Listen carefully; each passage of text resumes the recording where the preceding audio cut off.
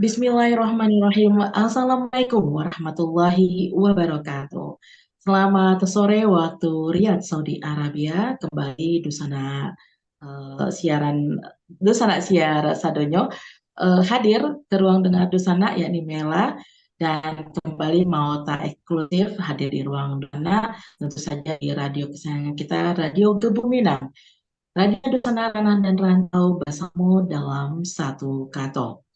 Dan kali ini edisi spesial langsung dari Mekah Al-Mukarramah, dan di hari Senin ini 22 Januari 2022 kita akan ngobrol ataupun mau talama seputar keberkahan kota suci Mekah Al-Mukarramah bersama Tuan Guru Haji Dr. Ahmad Musyadat LCMA yang merupakan penerjemah khutbah Masjidil Haram Al-Mukarramah.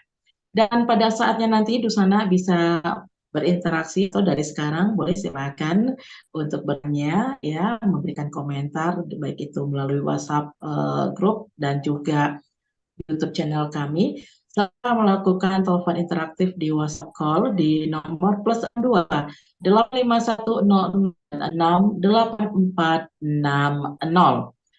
Dan juga di sana nanti kita akan ngobrol tentang bagaimana kota Mekah itu sebenarnya, sejarahnya, ham, atau juga aktivitas masyarakat di sana, serta yang berkaitan dengan Mekah dan umrah tentunya. Dusana Rana dan Rantau, seperti yang kita ketahui, salah satu rukun Islam adalah menunaikan ibadah umroh atau haji. Dan untuk tahun ini, Masya Allah ya, di Saudi, Saudi mencatat, Menteri Haji dan Umroh Arab Saudi telah mencatat bahwa terjadi peningkatan di tahun 2023, peningkatan jemaah umroh sebanyak 58%.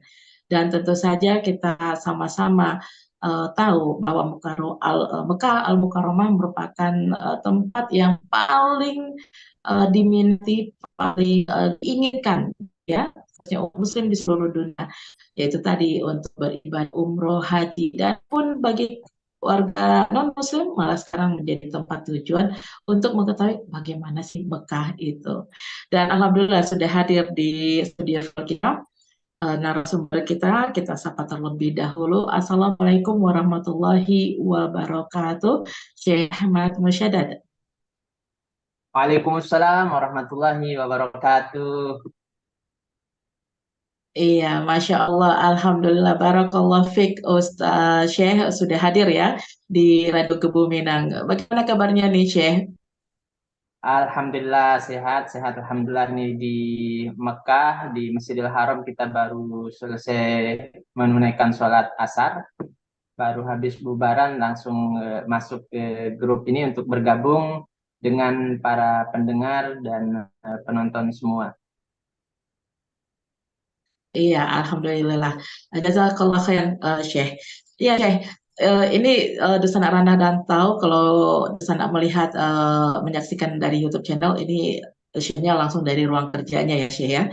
Ya, Syekh, sebelum kita bicara soal banyak hal ya, kalau kita bicara Mekah itu banyak yang mau kita kaji ya kan. Mudah-mudahan dalam 1 jam ini setidaknya ada informasi yang bisa diserap oleh pendengar di mana saja berada, dan juga memberikan motivasi serta inspirasi dan muhasabah juga termasuk seperti itu ya, Syekh ya. Ya, eh, sebelum kita bicara tentang profesinya juga yang menarik nih, banyak yang jawab sama saya, wah gimana itu jadi penerjemah? Pasti berat nih tesnya gitu kan ya.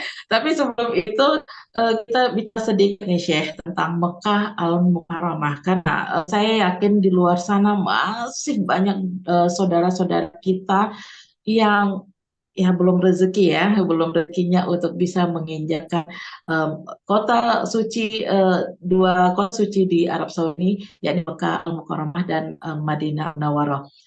Eh, Bisa dijelas sedikit nih, Syekh, tentang Mekah, kota suci Mekah dari dulu dan perkembangannya hingga sekarang. Tafadhol, Syekh. Baik, bismillahirrahmanirrahim. Alhamdulillah wassalatu wassalamu ala Rasulillah wa ala alihi wa sahbihi ajma'in. Amma ba'du. Berbicara tentang kota suci Mekah Makkah Al-Mukarramah memang sangat tidak cukup kalau kita ulas hanya dalam durasi 1 jam. Karena cerita tentang Makkah Al-Mukarramah adalah cerita yang selalu menarik, bukan hanya kisah-kisah dahulu, tapi kisah-kisah yang berlangsung sepanjang sejarah hingga hari ini, dan begitu juga visi ke depan bagaimana Mekah ini menjadi tempat yang senantiasa aman, senantiasa memberikan kenyamanan untuk beribadah jamaah haji, jamaah umroh, peziarah, dan semua orang yang berkunjung di kota suci ini. Jadi kota suci Mekah Al-Mukarramah ini di dalam Al-Quran dijelaskan langsung oleh Allah Subhanahu wa Ta'ala bahwa inna awwala baitin wudi'a linnas lalladzi bi Bakkata mubarakan wa hudan lil alamin. Allah Subhanahu wa Ta'ala menjelaskan bahwa tempat peribadatan pertama yang diletakkan oleh Allah Subhanahu wa Ta'ala di muka bumi ini adalah Baitullah, Ka'bah yang ada di Mekah ini, yang mana di situ ada keberkahan dan di situ tersimpan rasa aman. Rasa aman yang dirasakan oleh semua orang, semua makhluk yang ada di kota suci Mekah Al-Mukarramah ini. Jadi ketika Allah Subhanahu wa Ta'ala menyampaikan di dalam Al-Quran wahadal baladil amin, dan demi kota yang aman ini, negeri yang aman ini, maka keamanan yang ada di tanah suci ini berlaku untuk bukan hanya sekedar manusia, bukan hanya mereka yang datang berziarah, umroh, dan haji saja. Bahkan makhluk Allah Subhanahu wa Ta'ala selain manusia seperti binatang buruan, kemudian tanam-tanaman, itu juga merasakan keamanan kota suci Mekah Al-Mukarramah ini. Akan di dalam kisah-kisah Nabi Shallallahu Alaihi Wasallam, sampai bebatuan pun mengucapkan salam kepada Nabi Muhammad Shallallahu Alaihi Wasallam di kota suci Mekah Al-Mukarramah ini. Jadi cerita tentang Mekah adalah cerita yang sangat-sangat menarik untuk terus diulas dan terus kita ceritakan dari generasi ke generasi. Kota suci Mekah Al-Mukarramah ini menjadi suci sejak Allah Subhanahu wa Ta'ala menciptakannya, dan dia penuh keberkahan. Tanahnya suci, airnya adalah air penuh keberkahan, yaitu air Zam-Zam, yang mana kata Nabi Shallallahu Alaihi Wasallam sebaik-baik air di muka bumi ini adalah air Zam-Zam, yang mana padanya ada nutrisi yang bisa menghilangkan rasa lapar. Di dalamnya juga ada penawar, penyembuh yang bisa menyembuhkan dari rasa sakit. Rasulullah Sallallahu Alaihi Wasallam bersabda, ma'u Zam-Zam lima syuribalahu. Air Zam-Zam itu sesuai dengan hajat peminumnya. Hal-hal inilah kemudian yang menjadikan ibadah haji, ibadah umroh, berziarah ke tanah suci adalah sesuatu yang senantiasa ada, hadir di dalam hati-hati semua kaum muslimin. Bahkan di dalam sebuah ayat Allah Subhanahu wa Ta'ala menyatakan di dalam surat Al-Baqarah ayat 125, wa idza'alnal baita masabatan linnas wa amna. Dan ingatlah ketika kami jadikan Baitullah itu sebagai masabah. Masabah itu di dalam beberapa kitab tafsir dijelaskan oleh para ulama tafsir. Ada yang mengatakan dia adalah tempat berkumpulnya manusia. Makna yang lain dari kata masabah itu adalah sesuatu yang membuat kita itu senantiasa ingin kembali. Jadi orang yang datang ke tanah suci itu, ketika dia kembali, ketika dia pulang meninggalkan tanah suci, di hatinya itu ada kesan yang membawa dia ingin terus kembali, ingin berulang-ulang kali. Sebanyak apapun seseorang sudah pergi menunaikan haji atau menunaikan umroh ke tanah suci, hatinya selalu terpaut, hatinya selalu ingin dan ngangenin begitu ya. Tanah suci ini ngangenin, sesuatu yang membuat kita senantiasa ingin kembali, ingin berada di sini. Kita pulang ke tanah air membawa kesan yang baik dan kerinduan yang membawa kita untuk terdorong kembali ke sini.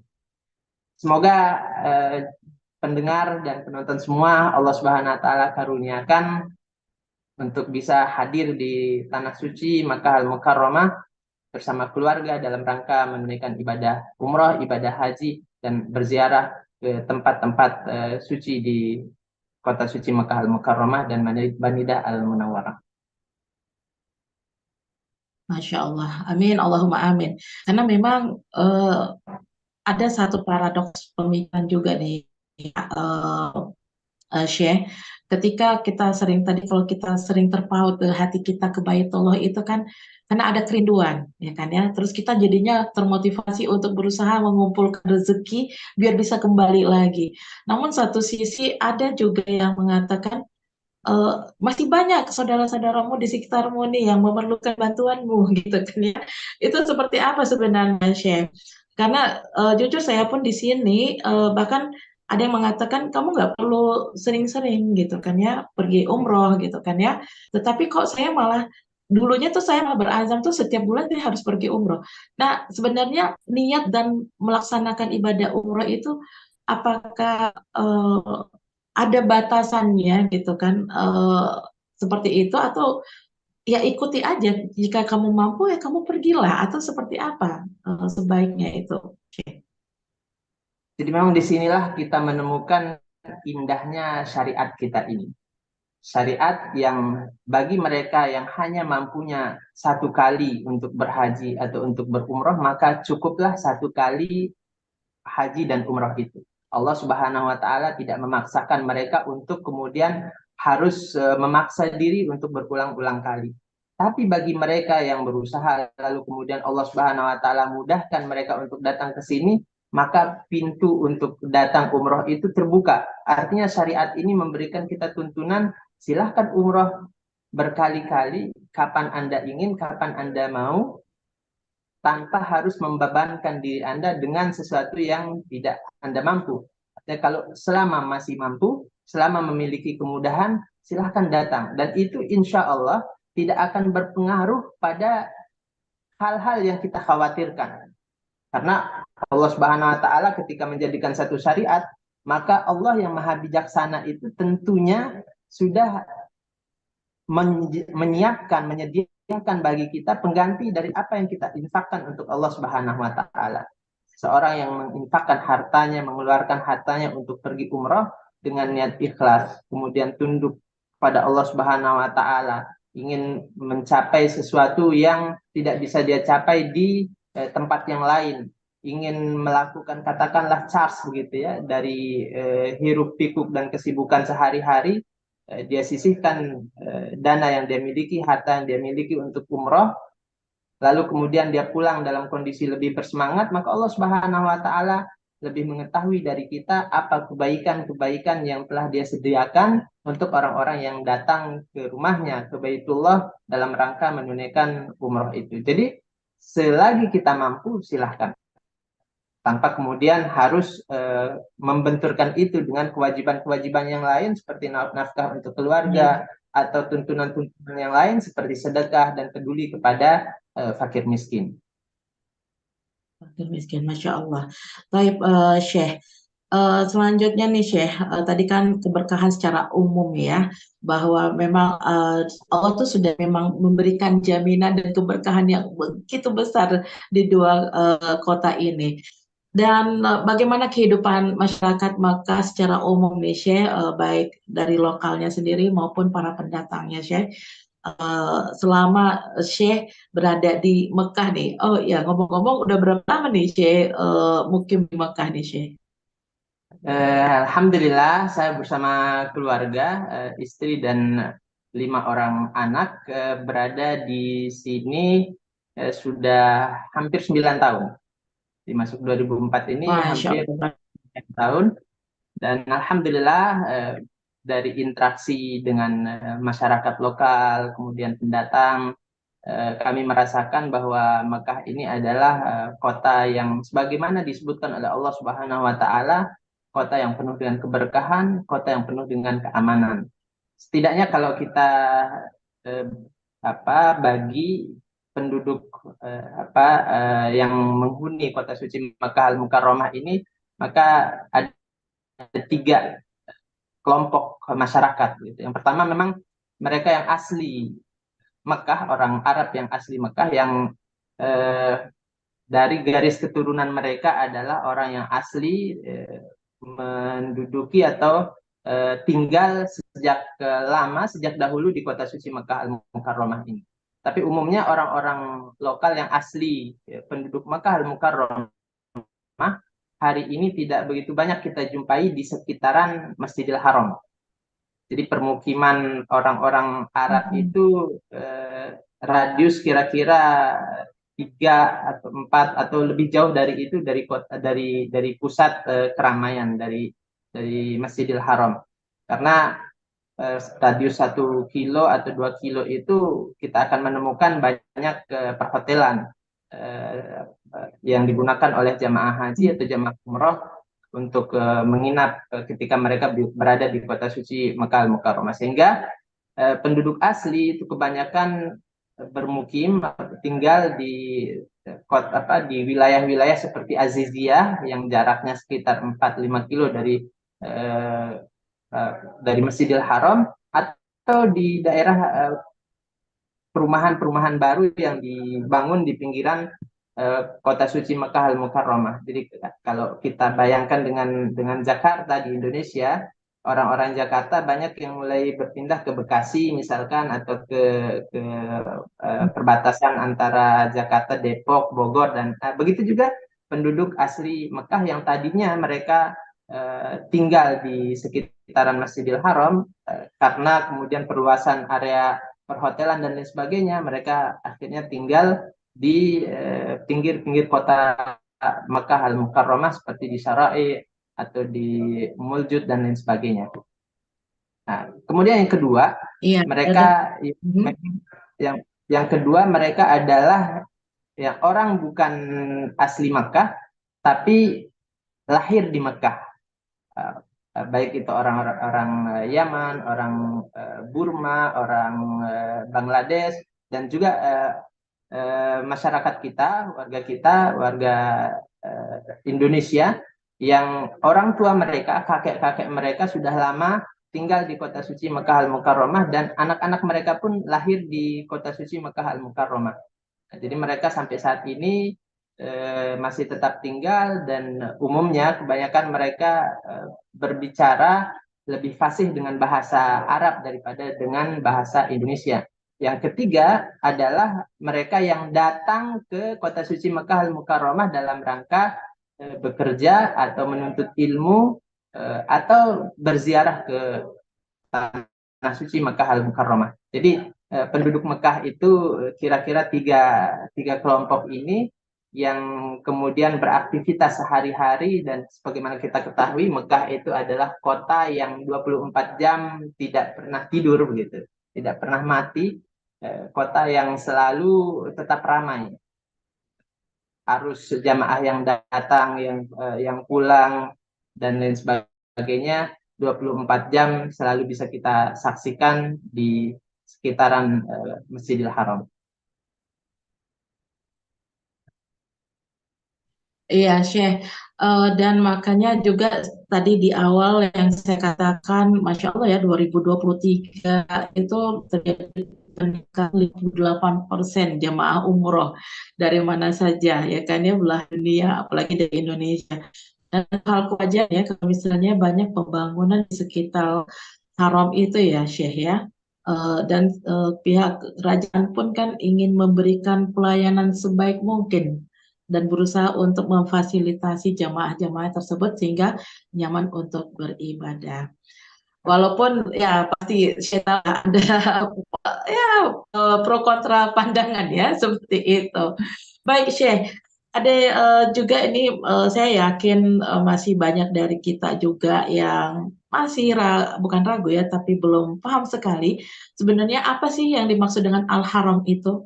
Haram dalam arti apa sih dua kota suci ini gitu? Apakah itu langsung diturunkan nama tersebut oleh Allah atau seperti apa Syekh? Baik, Al-Haram itu kalau kita terjemahkan secara bebas ke dalam bahasa Indonesia, maka lebih dekat memaknainya dengan kata suci. Jadi Al-Haram Al-Makki, Makkah atau kota suci Makkah. Al-Haram An-Nabawi, kota suci Nabi Muhammad Shallallahu Alaihi Wasallam atau Madinah Al-Munawwar. Jadi dia dikatakan suci karena beberapa kriteria yang memang sudah ditetapkan oleh syariat, yang telah disebutkan oleh Al-Quran atau dijelaskan oleh Nabi Muhammad SAW. Pertama, misalkan, karena dia adalah kota suci, maka tidak diperbolehkan seseorang untuk membawa senjata atau berperang di dalam wilayah tanah suci itu. Tidak diperkenankan bagi seseorang untuk membuat keonaran, kekacauan di dalam tanah suci itu. Bahkan karena dia suci, maka seluruh makhluk Allah Subhanahu wa taala mendapatkan jaminan keamanan. Sehingga kata Nabi Shallallahu alaihi wasallam, tidak diperkenankan mengusir binatang buruannya. Seperti burung-burung merpati itu kan kadang-kadang jamaah umroh ada yang tidak paham, tidak tahu begitu, karena ingin mengekspresikan rasa senangnya, akhirnya itu burung merpati dikejar-kejar. Sebenarnya kalau menurut sebagian penjelasan para ulama, itu adalah hal yang tidak baik, hal yang bertolak belakang dengan arahan Nabi Shallallahu Alaihi Wasallam, di mana beliau mengatakan bahwa tidak diusir binatang buruannya. Artinya ketika burung-burung itu secara aman, secara nyaman dia makan, biarkan dia dalam kondisinya seperti itu, nggak usah dikejar-kejar. Apalagi kalau kemudian ngejar-ngejar burung hanya untuk selfie, hanya untuk membuat konten. Ini sesuatu yang penting untuk kita beritahukan kepada masyarakat, kepada jamaah umroh, karena keinginan untuk mengekspresikan rasa senang, begitu akhirnya burung-burung di tanah suci itu di sekitaran Masjidil Haram dikejar dan dibuat menjadi tidak nyaman. Seharusnya burung-burung itu dibiarkan tenang, makan. Lebih baiknya lagi kalau kita beli pakan burung begitu, kemudian kita berikan makan bagi burung-burung itu dengan cara yang baik.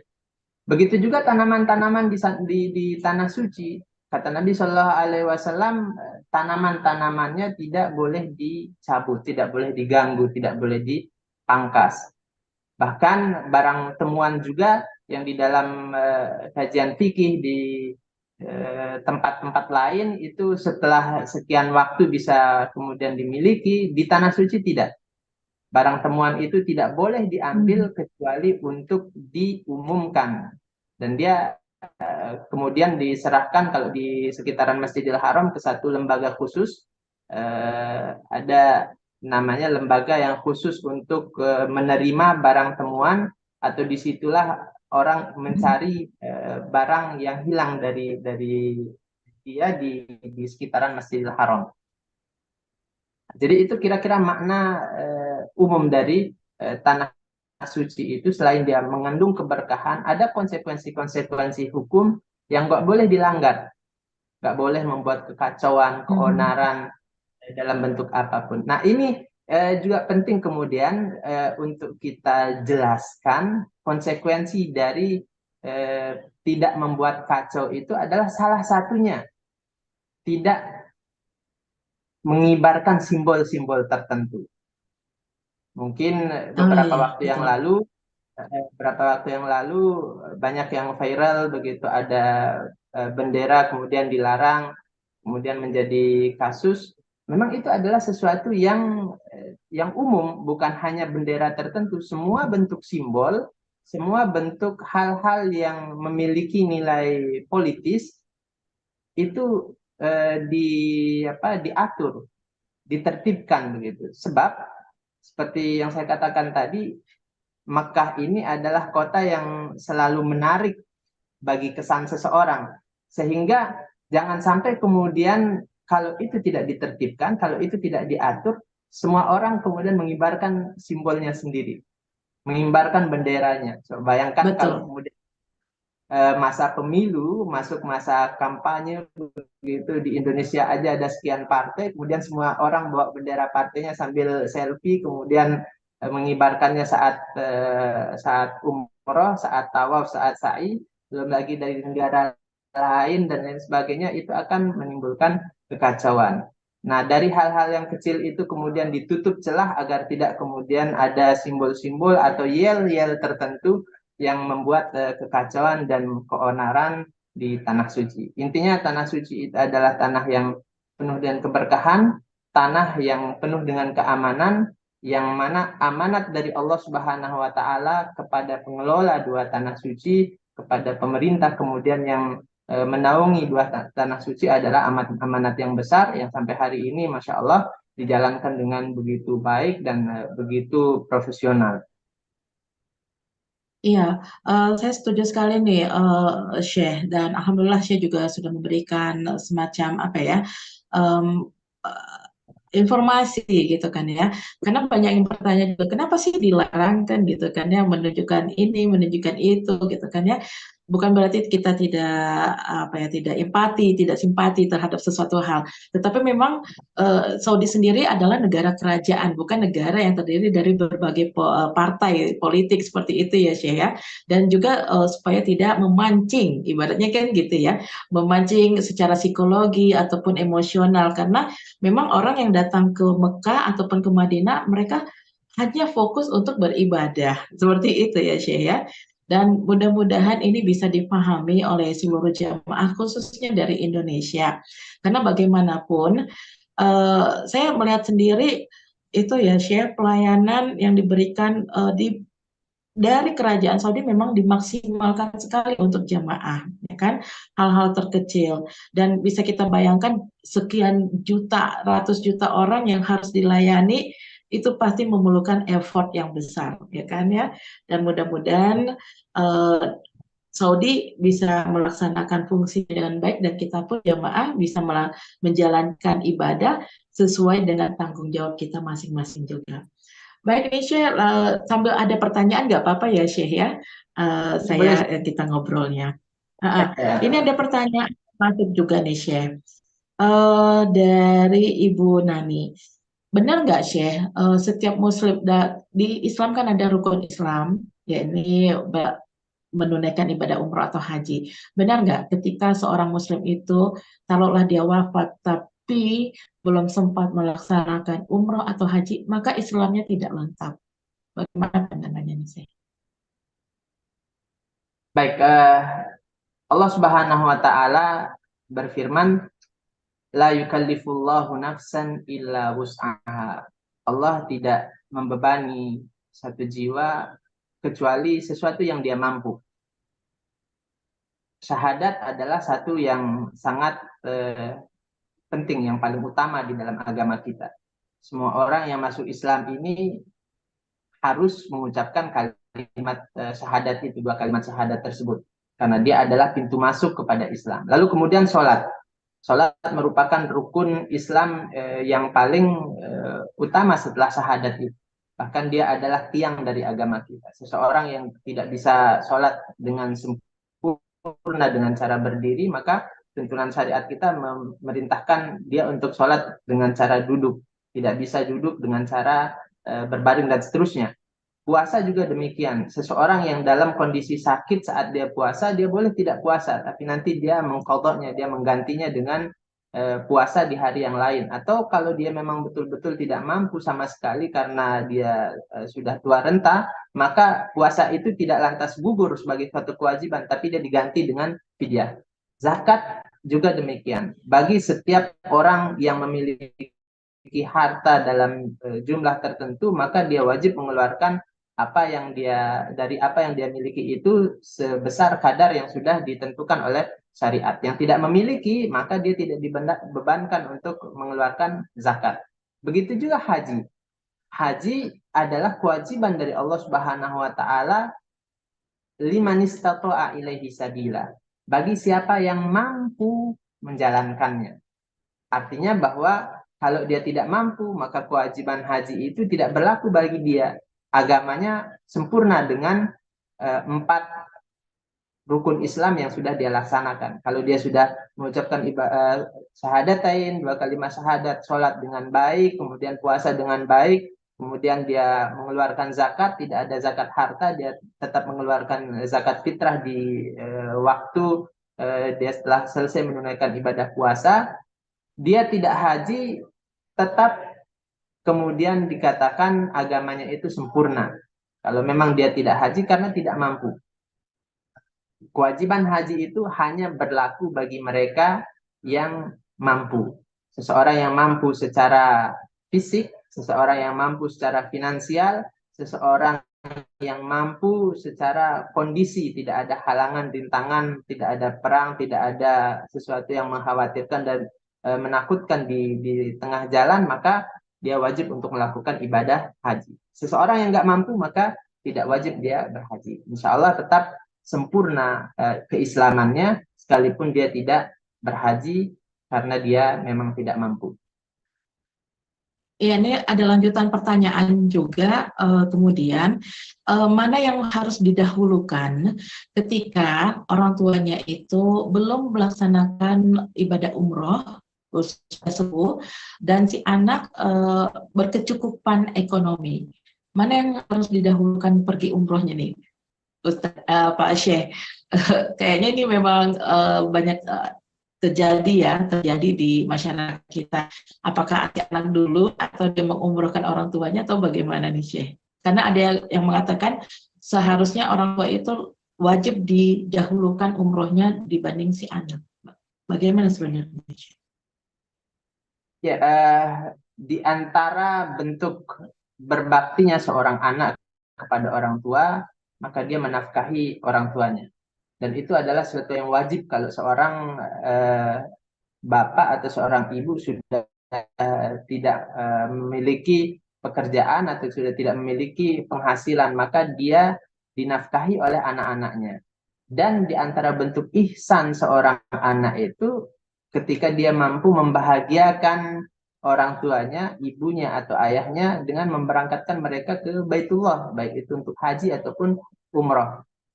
Dia melihat kondisi orang tuanya yang sudah mulai tua renta, maka dia dahulukan mereka untuk menunaikan ibadah haji dan ibadah umrah, maka itu adalah suatu bentuk kebaikan dan bentuk bakti yang semoga Allah Subhanahu wa taala menjadikannya ada pada timbangan kebaikan dia nanti di hari kiamat. Intinya selagi kita memiliki kemudahan finansial, maka orang tua adalah bagian yang prioritas di dalam amal-amal kita. Kita bahagiakan mereka, kita berbakti pada mereka dengan memberikan sesuatu yang justru bisa membahagiakan mereka lahir dan batin.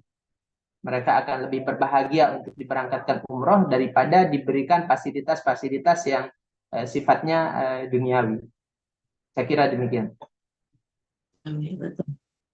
Iya, Masya Allah, dan mudah-mudahan sekali lagi ini saudara-saudara kita yang statusnya seorang anak bisa diberikan luasan rezeki ya, Syekh, untuk berangkatkan keluarga ataupun orang tuanya ke Baitullah.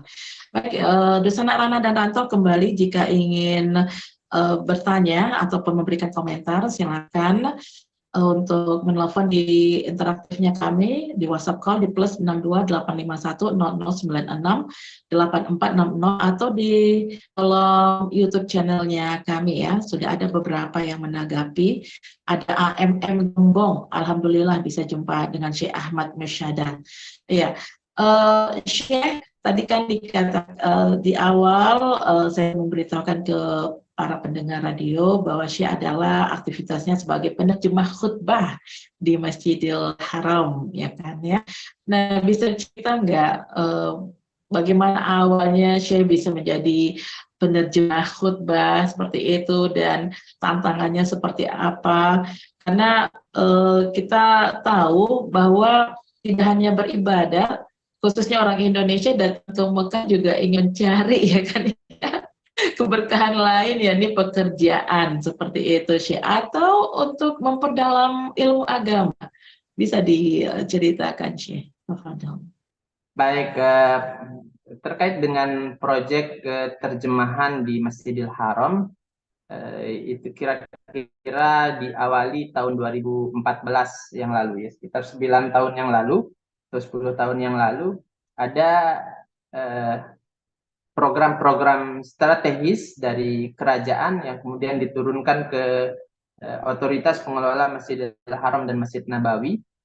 Salah satu yang cukup banyak disoroti baik oleh media di sini, media dalam negeri ataupun dari luar negeri, adalah proyek terjemahan khutbah Jumat langsung. Jadi ini adalah proyek baru saat itu, tahun 2014, tahun 2015, di mana kerajaan memberikan fasilitas atau otoritas pengelola Masjidil Haram dan Masjid Nabawi memberikan fasilitas terjemahan langsung kepada jamaah yang hadir di dua masjid suci ini bagi mereka yang tidak memahami bahasa Arab secara baik. Jadi jamaah yang hadir sholat Jumat atau sholat Id atau berada di Arafah, ketika mereka tidak memahami bahasa Arab dengan baik dan ingin mendapatkan pelajaran hikmah dari kandungan khutbah yang dibacakan oleh khatib, mereka bisa mengakses khutbah itu dengan bahasa mereka atau memilih bahasa yang mereka pahami. Jadi saat 2015 itu baru ada 5 bahasa yang diluncurkan, yaitu bahasa Melayu Indonesia, bahasa Inggris, bahasa Perancis, bahasa Persia, dan bahasa Urdu. Nah, 5 bahasa ini bisa diakses melalui radio. Jadi ketika khotib membacakan khutbahnya di atas mimbar, para penerjemah sudah standby di dalam studio.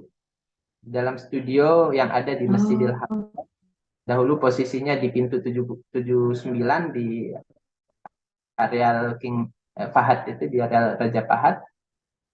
Mereka sudah standby di studio. Ketika khotib membacakan khutbahnya, para penerjemah membacakan teksnya. Jadi bacaan khotib itu beriringan dengan bacaan penerjemah.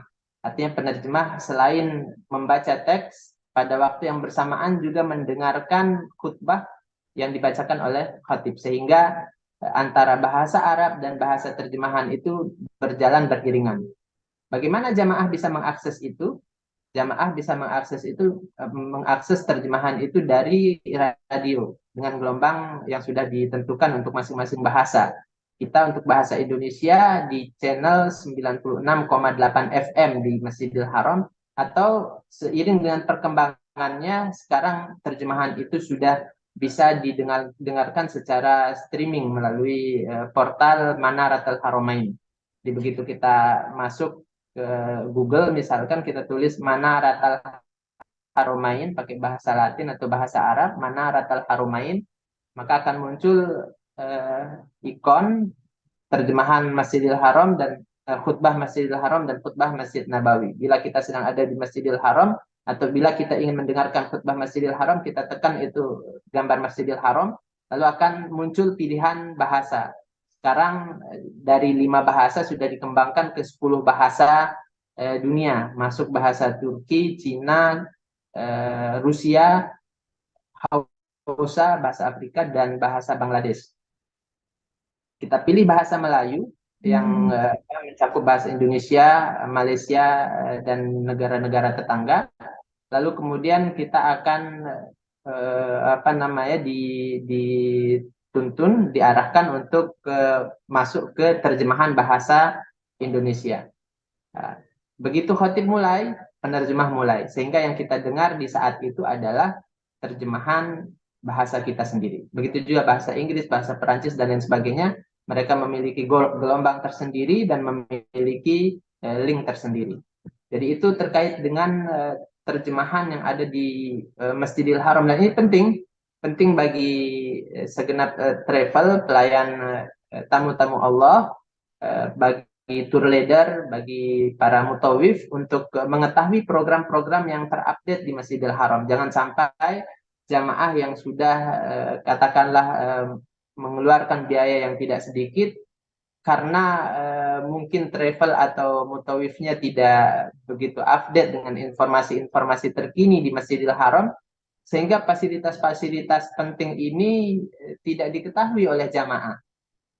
Mudah-mudahan dengan forum kita di radio yang kita sayangi ini bisa memberikan pengetahuan, informasi kepada segenap kaum muslimin, para penggerak travel, penggerak jasa umroh, para mutawif dan pembimbing atau tour leader untuk bisa mengakses terjemahan khutbah Jumat ke 10 bahasa dunia atau dari 10 bahasa dunia yang disediakan oleh Masjidil Haram, termasuk di situ adalah bahasa Indonesia. Sehingga jemaah ketika mereka berada di Masjidil Haram atau Masjid Nabawi bisa mendengarkan khutbah tersebut dan memahami isi kandungan khutbah yang sedang mereka dengarkan.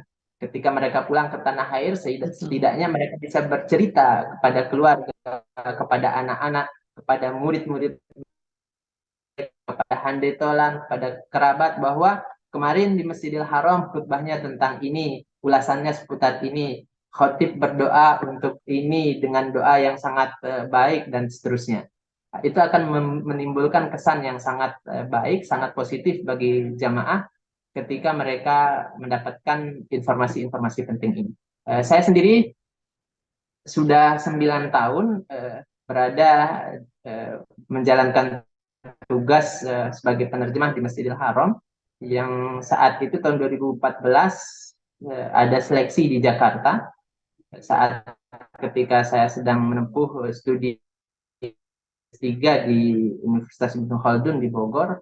Saya apply, saya daftar dan tes. Alhamdulillah dari sekian banyak peserta yang hadir saat itu diterima 5 orang atau 5 penerjemah yang kemudian diberangkatkan ke Saudi dan dibagi 3 orang di Masjidil Haram, 2 orang di Masjid Nabawi, ditambah dengan mahasiswa pasca sarjana yang ada di Universitas Islam Madinah, sehingga mereka berjumlah 3 orang. Kami di sini juga 3 orang. Begitu seterusnya hingga hari ini, alhamdulillah terjemahan khutbah ini tetap eksis dan terus dikembangkan oleh kerajaan, baik itu outputnya dan perangkat-perangkatnya. Saya kira itu. Masya Allah. Ya, ini jadi menarik. Dan pastinya diperlukan regenerasi berikutnya, dan mudah-mudahan nih siapapun saudara-saudara kita yang punya keinginan berminat bisa mulai dari sekarang ya, Syekh ya, memperlancar bahasa Arabnya dan juga ilmu-ilmu lainnya. Dan menarik tadi Syekh mengungkapkan, saya kebayang itu belajarnya gimana, harus konsen antara teks sama ini ya, audio ya Syekh ya. Kalau misalnya uh, duluan atau tertinggal, tentu akan beda juga penerimaannya. Barakallahu fiik, Syekh. Masya Allah, ini saya sesekali pernah waktu itu dengar versi Melayu gitu kan ya. Walaupun Melayu sama bahasa Indonesia sama, tapi tetap terasa beda ya. Itu beda berarti ya Syekh ya. Sekarang sudah dibedakan ya Melayu dan Indonesia. Oke, Syekh tadi Syekh nyenggol, kenapa? Oh ya, Syekh tadi ada menyebut tentang mutawif. Nah, kalau kita bicara umroh, pasti kita ada mutawif seperti itu ya. Umroh haji ada mutawifnya. Dan keberkahan itu pun tidak sekonyong-konyong Allah berikan saja, tetapi juga ibarat hidayah juga kita harus usahakan untuk mendapat keberkahan itu. Benar ya Syekh ya. Nah, terkadang ada satu dilema nih Syekh yang seperti banyak dialami oleh jamaah, termasuk teman saya, saudara gitu kan ya. Mereka mengeluhkan bahwa mutawifnya kok gitu sih, kan mereka tinggal di sini gitu kan ya. Eh, Kurang puas seperti itu kan ya. Atau bahasa lainnya cuma sekedar sebuah profesi formalitas, yang penting dampingi gitu kan ya, dari awal umroh sampai selesai tahun sudah kelas seperti itu. Sebenarnya nih Syekh, bagaimana sih peranan terbesar apa bagi seorang mutawif untuk mencapai taruhlah ibadah umroh atau haji itu menjadi lebih berkah, lebih sempurna, dan tentu saja mabrur ya ke depannya karena dilaksanakan dengan semaksimal mungkin. Baik, sama seperti yang datang kepada kami atau orang-orang yang kami temui, jamaah umroh yang ada yang hadir di tanah suci, banyak dari mereka kemudian mengeluhkan hal yang sama. Karena memang mutawif ini tidak ada sekolahnya begitu ya, tidak ada kuliahnya. Jadi siapa saja yang kemudian ingin menjadi mutawif akhirnya jadi. Dan terkadang banyak pihak penyedia jasa umroh tidak selektif di dalam memilih mutawif, tidak mengetahui apa dan bagaimana latar belakang orang yang dia tunjuk sebagai seorang pembimbing.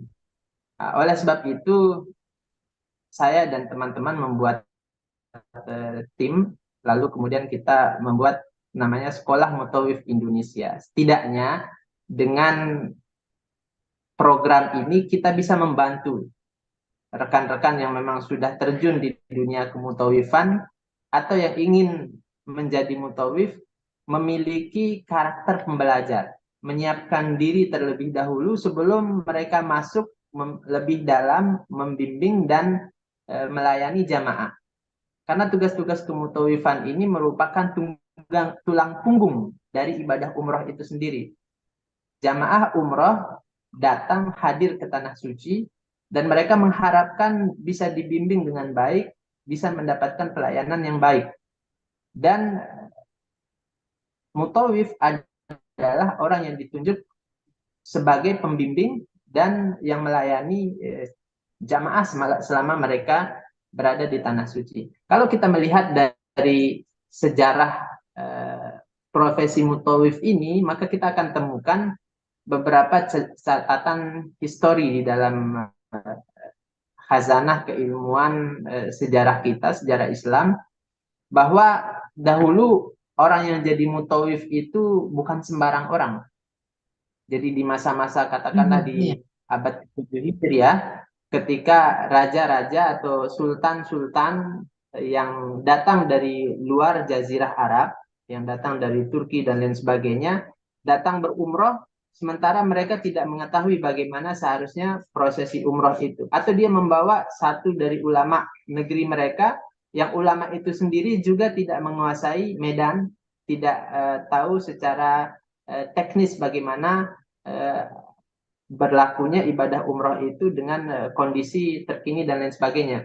Oleh sebab itu, pemerintah yang saat itu kemudian memiliki otoritas di Tanah Suci, Makkah Al-Mukarramah ini menyiapkan seorang qadhi, seseorang yang memang ditunjuk secara resmi untuk membimbing para sultan-sultan itu, para raja-raja itu untuk melakukan umroh. Seiring dengan perjalanannya, kemudian lebih banyak lagi orang yang datang berumroh, dan disediakan pula orang yang membimbing itu tidak hanya dari qadhi, tapi dari orang-orang yang terpandang sebagai sosok yang soleh, sosok ulama, sosok yang berilmu. Mereka itulah kemudian yang membimbing jamaah di dalam konteks ibadah mereka. Jadi di awal-awal munculnya profesi mutawif itu, mutawif yang atau di dalam istilah-istilah yang lain disebut sebagai syekh, disebut sebagai muallim, sebagai dalil, itu ada beberapa istilah yang digunakan di dalam kitab-kitab klasik, mutawif, dalil, syekh, kemudian apa satu lagi tadi, mutawif, dalil, muallim, syekh. Itu yang biasa digunakan. Nah, mereka ini tugas fungsinya itu adalah membimbing ibadah, membimbing tawaf, sa'i, bagaimana tahallul dan lain sebagainya, menjelaskan tentang tanah suci, bagaimana sejarah dan lain sebagainya. Adapun urusan-urusan akomodasi diurus oleh pihak yang lain. Seiring perjalanan kemudian dunia perumrohan ini, akhirnya sebagian penyedia layanan jasa umroh ini menyatukan fungsi mutawif itu, dia yang membimbing, dia juga yang melayani, dia yang menuntun untuk tawaf dan umroh, dia juga yang mencari jamaah yang hilang atau menyiapkan koper dan lain sebagainya. Sebenarnya menarik kalau dalam hemat saya, sebaiknya mutawif itu adalah orang yang memang khusus di dalam membimbing ibadah, dan dia betul-betul menguasai fikih umroh, kemudian fatwa-fatwa kontemporer terkait dengan umroh, mengetahui bagaimana hukum-hukum yang berlaku di tanah suci, mengetahui sejarah Mekah dan sejarah Nabi Muhammad SAW, wasallam. Adapun urusan-urusan teknis, akomodasi mungkin dihandle oleh tour leader dan lain sebagainya. Atau kalau misalkan itu disatukan, mutawif itu selain dia membimbing juga melayani, maka mutawif itu harus memiliki kelas-kelas upgrading. Jadi dia disekolahkan begitu, entah itu sekolah formal atau non formal, realistisnya sih non formal yang bisa dengan online dan offline. Mereka belajar skill pelayanan, mereka juga tetap mengupgrade keilmuan mereka sehingga segala sesuatu yang sekiranya dibutuhkan oleh jamaah mereka bisa layani, mereka bisa berikan, mereka bisa jelaskan pada waktu yang tepat begitu. Nah, ini yang kami usahakan kemudian di dalam Iya, sekolah ya. sekolah mutawif. Ya, ini menarik, Syekh. Sebelum nanti Syekh jelaskan berkaitan dengan sekolah mutawif Indonesia itu, gitu kan.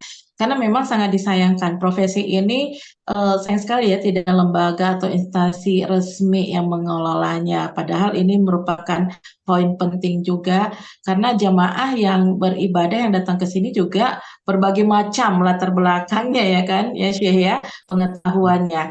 Dan ya Dusana Rana dan Rantau saya merasa sekali ketika itu saya umroh mandiri karena dari sini ya, lalu diajak salah satu rekan saya dan pas saat itu alhamdulillah Allah takdirkan untuk dapat mendengar langsung bimbingan ya kan, napak tas ya waktu itu ya Syekh ya setelah Lebaran Idul Fitri.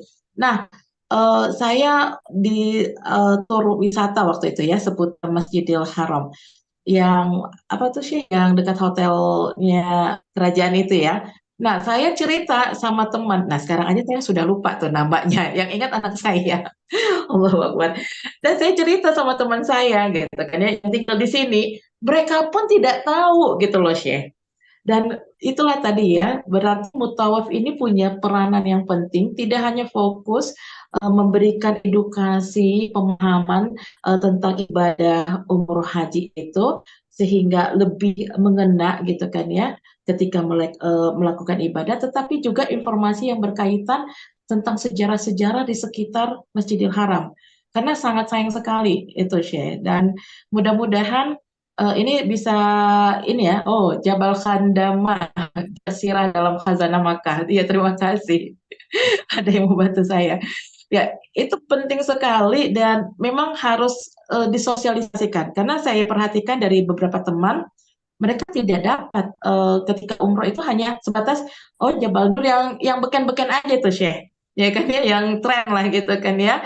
Bahkan kalau nggak salah tuh ada satu lagi cerita sepeda Nabi Adam. Nah, itulah pentingnya ya pembimbing umroh gitu kan ya. Kita kebayang Nabi Adam tahun berapa kan gitu ya Syekh ya. Oke, itu sekilas saja di Dusana Rana dan Rantau dan saya yakin pasti Dusana Rana dan Rantau penasaran dengan sekolah Mutawif Indonesia.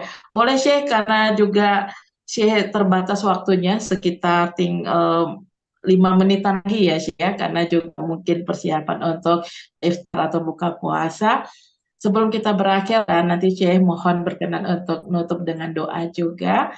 Eh, Sekolah Mutawif Indonesia ini bagaimana dan bagaimana dalam artian apa aja yang diajari dan bagaimana untuk bisa ikut program ini. Baik.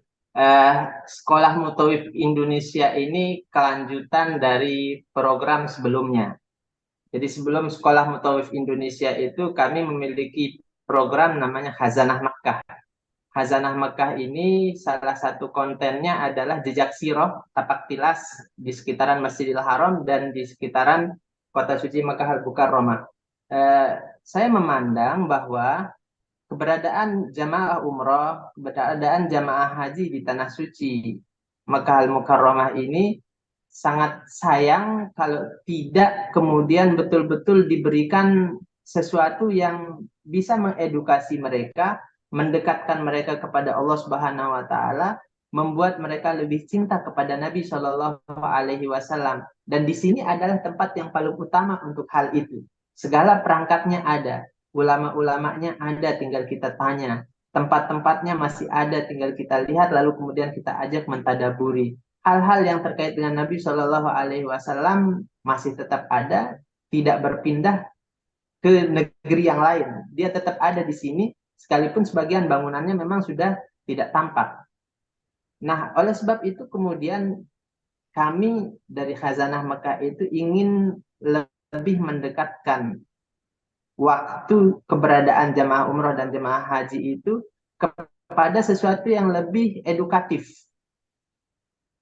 Kalau selama ini setelah umroh biasanya hanya ada city tour. City tour itu pun terkadang lebih pada melihat beberapa gunung dan turun di Jabal Rahmah, melintasi Armina, lalu kemudian kembali. Kami ingin bahwa waktu-waktu kosong antara asar dan maghrib atau setelah sholat syuruk sampai waktu sarapan itu bisa diisi dengan sesuatu yang lebih bermakna.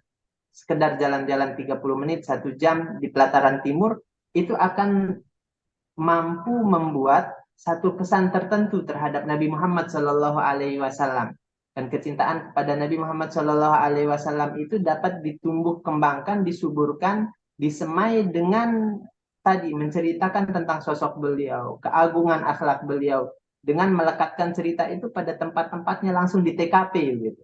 Jadi kita menyusuri Jabal Abu Kubais, kemudian ke Syekh Bani Hasim di Maulid Nabi Shallallahu Alaihi Wasallam, di sekitaran tempat rumah Nabi Shallallahu Alaihi Wasallam bersama Siti Khadijah. Kita belajar, kita mengambil inspirasi agar kemudian kita lebih cinta kepada Nabi Shallallahu Alaihi Wasallam, dan nilai-nilai luhur itu bisa kita pegang dan kita contohi di dalam kehidupan kita. Nah, itulah yang kita bentuk dengan Khazanah Mekah itu. Seiring perjalanan sekitar 1 tahun lebih, saya merasa kalau hanya saya kemudian yang menjadi mentornya, tentu waktu sangat terbatas, kemudian energi juga terbatas yang kita miliki, dan banyak aktivitas lain juga yang jadi prioritas kita di tempat tugas dan lain sebagainya. Maka saya berinisiatif untuk bagaimana teman-teman Mutawif itu mencoba untuk masuk ke dalam Khazanah Mekah ini dengan kita buatkan satu program namanya Sekolah Mutawif Indonesia.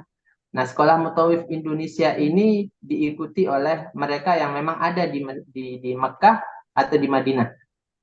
Sekarang sudah ada 4 kelas. Sudah ada 4 kelas yang lebih dari 100 orang peserta yang tetap mengikuti baik secara offline ataupun online.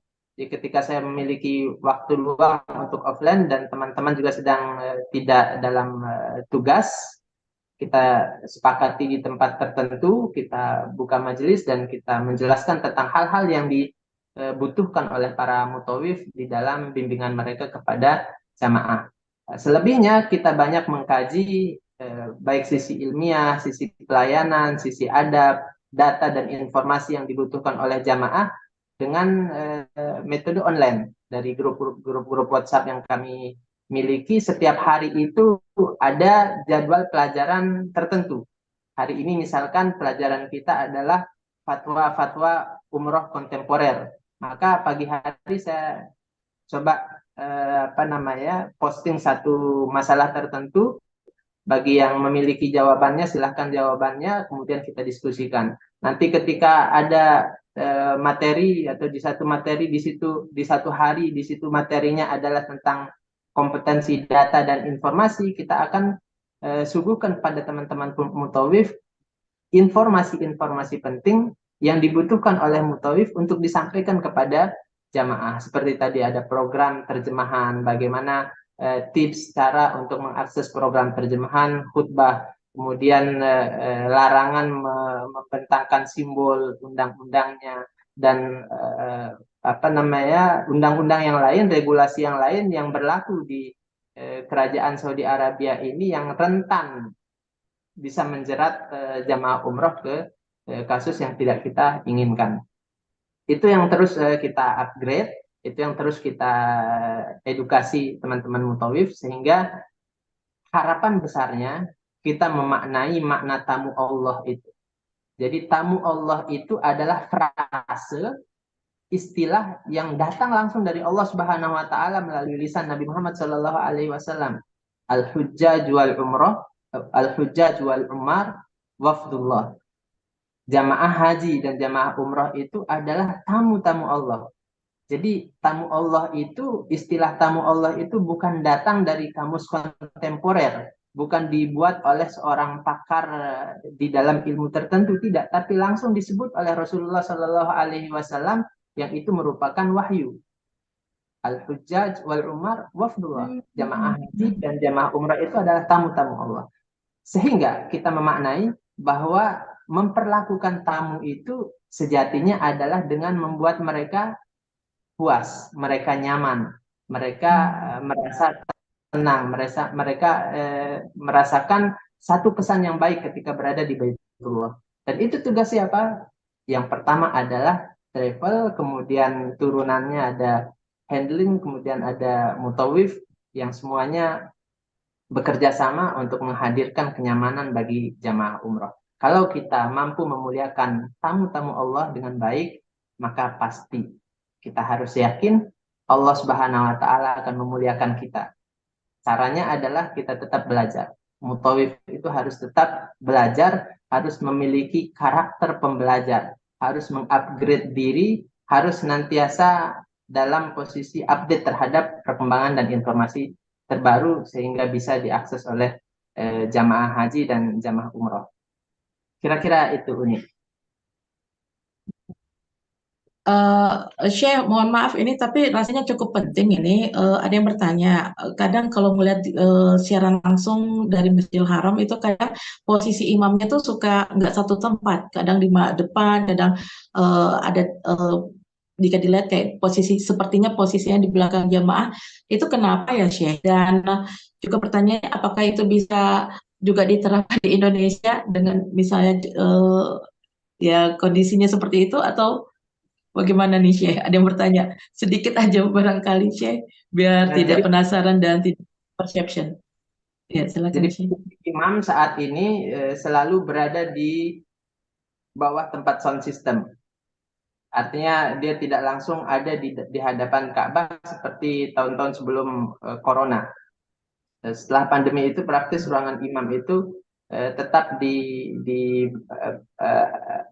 radius sekitar 100 atau seratusan meter dari Ka'bah, yang mana kalau kita saksikan di gambar atau di video, ketika sholat itu ada space sekitar 1/4 dari Ka'bah itu dikosongkan.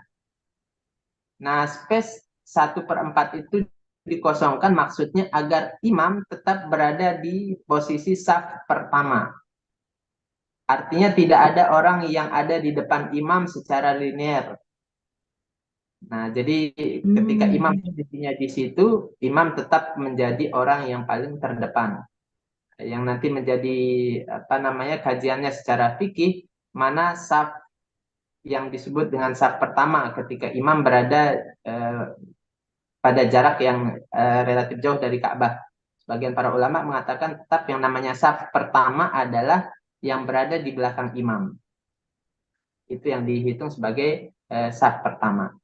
Ada pula yang kemudian menyebutkan yang lebih dekat dari Ka'bah, wallahu taala alam bisawab. Jadi intinya imam berada di posisi agak jauh dari Ka'bah, tapi dengan ketentuan tidak ada orang yang berada linier, lurus di depan imam. Sehingga kebijakannya harus dikosongkan 1/4 dari wilayah pelataran Ka'bah itu. Kalau kita saksikan yang digunakan untuk sholat itu 3/4 dari areal tawaf, 1/4-nya itu kosong karena di situ adalah tempat imam yang tidak boleh ada orang-orang yang ada di depannya.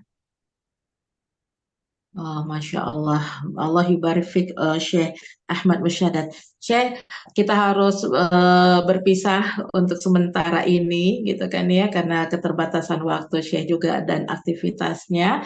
Namun berkenan kita tutup kebersamaan kita ini dengan doa. Mudah-mudahan niat-niat kita semuanya untuk ke Baitullah dimampukan Allah dan disegerakan seperti itu, dan juga saudara-saudara kita yang sedang diuji dengan berbagai ujian, Allah berikan solusi segera, dan juga tentu saja untuk saudara-saudara kita yang ada di Palestina sana dan di berbagai tempat yang sedang diuji dengan peperangan ataupun ujian lainnya. Silakan Syekh Ahmad Musyadat. Bismillahirrahmanirrahim. Alhamdulillahirabbil alamin. Allahumma lakal hamdu anta rabbus samawati wal ardi wa man fihin. Wa lakal hamdu anta qayyumus samawati wal ardi wa man fihin. La nuhsi sana'an 'alaika anta kama asnaita 'ala nafsik. Allahumma shalli 'ala nabiyyina Muhammadin 'abdika wa rasulika an-nabiyil ummi wa 'ala alihi wa sahbihi wa barik wa sallim. Allahumma ighfir lana wa liwalidina warhamhum kama rabbawna shighara. اللهم علمنا ما ينفعنا وانفعنا بما علمتنا وزدنا علما وهدى وتقا وصلاحا وفلاحا يا ذا الجلال والإكرام. اللهم أصلح لنا ديننا الذي هو عصمة أمرنا وأصلح لنا دنيانا التي فيها معاشنا وأصلح لنا آخرتنا التي إليها معادنا واجعل الحياة زيادة لنا في كل خير واجعل الموت راحة لنا من كل شر. اللهم أعنا على ذكرك وشكرك وحسن عبادتك. اللهم أعنا على ذكرك وشكرك وحسن عبادتك. اللهم أعنا على ذكرك وشكرك وحسن عبادتك.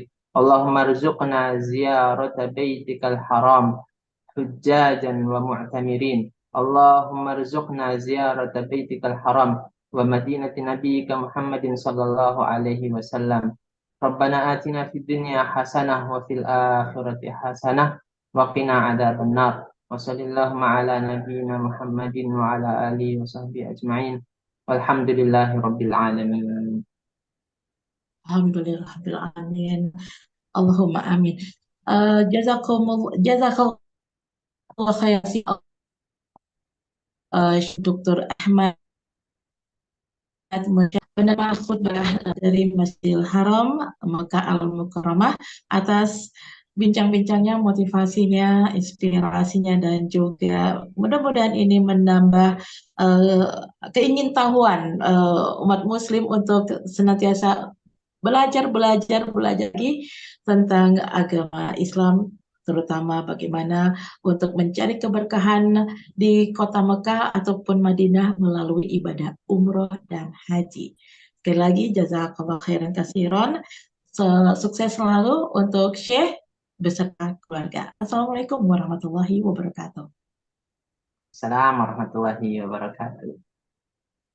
Ya, demikian Dusana Ranah dan Rantau di mana saja berada. Demikian Mauta eksklusif kita bersama narasumber yang Masya Allah luar biasa sekali, dan mudah-mudahan suatu saat bisa kita undang kembali ke Radio Gebuminang bersama Syekh Ahmad, Dr. Ahmad Musyadad LCMA, langsung dari Mekah Al-Mukarramah, tepatnya di Masjidil Haram. Dan kami ucapkan terima kasih untuk Dusanak yang telah mendengarkan baik melalui radio streaming maupun YouTube channel kami. Terima kasih untuk Kak Ita dan juga AM Gombong dan juga Cabau dan yang lainnya. Mohon maaf tidak bisa kami sebutkan satu persatu, dan juga Kang Adan yang ada di Bandung. Ditunggu kerjasamanya lainnya. Dan terima kasih juga untuk Uda Asbi atas kerjasamanya. Mela undur diri, mohon maaf atas segala kekurangan. Mari kita persiapkan diri kita untuk menyambut bulan suci Ramadan yang tidak berapa lama lagi. Wassalamualaikum warahmatullahi wabarakatuh.